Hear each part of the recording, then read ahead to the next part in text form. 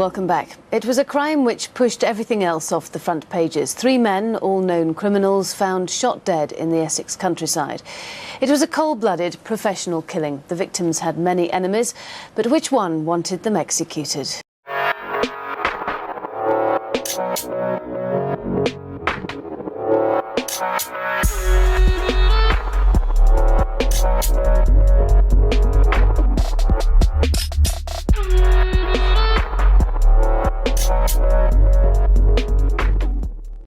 And welcome back to a new video on the Essex Boys case. As always, if you are enjoying the content, please do give the video a thumbs up. And if you're interested in the Essex Boys case, or simply true crime in general, don't forget to hit the subscribe button below.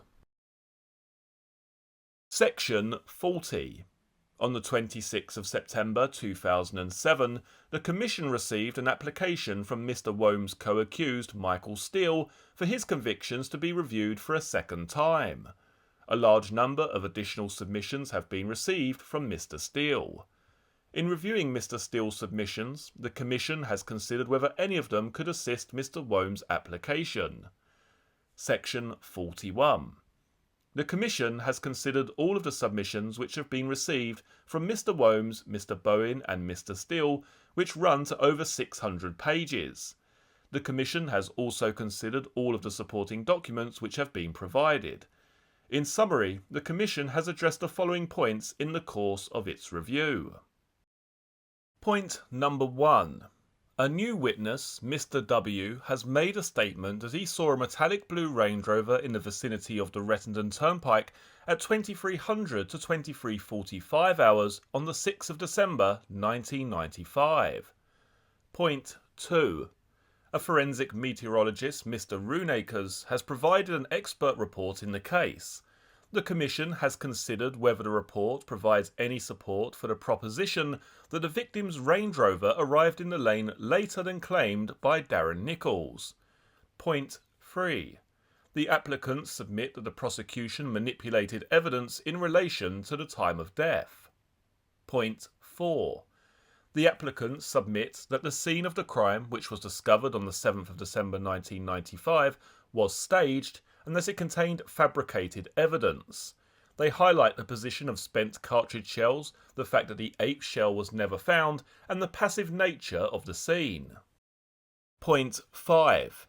It is submitted that there is new evidence in relation to mobile telephone usage which renders the convictions unsafe.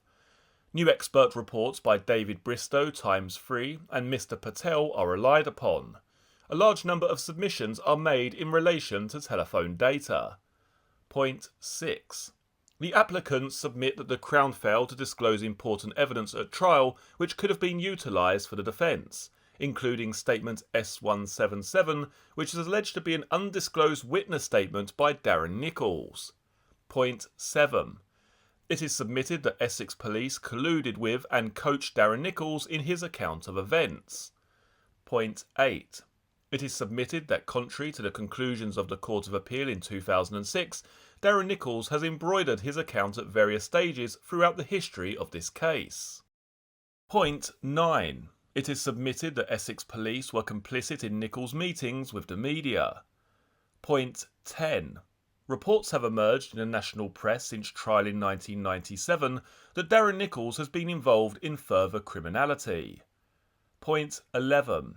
Numerous allegations of impropriety are made against officers of Essex Police.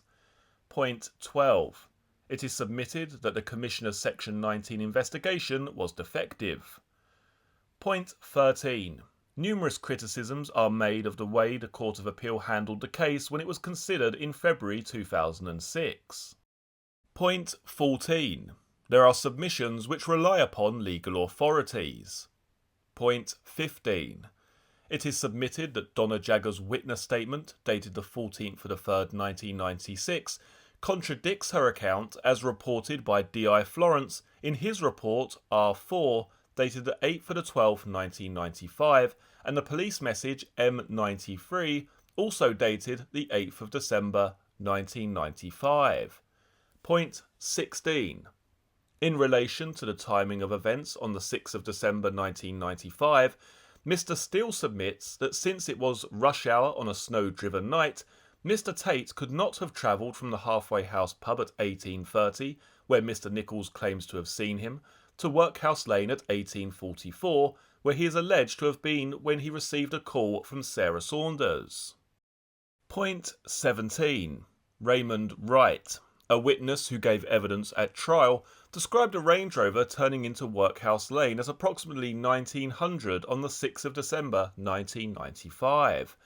The description of this vehicle did not match that of the Range Rover that the three deceased were discovered in on the 7th of December 1995.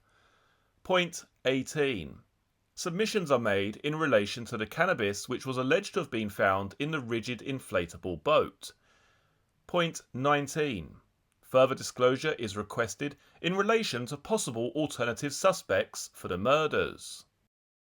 The Commission's Review, Section 42. The Commission has considered the following materials in its review of this case: Essex Police Files and the Holmes Database, Crown Prosecution Service Files, Crown Court Files, Court of Appeal Files including trial transcripts, Section 19 Investigation Files from the First Commission Review, and submissions and associated materials received from the applicants.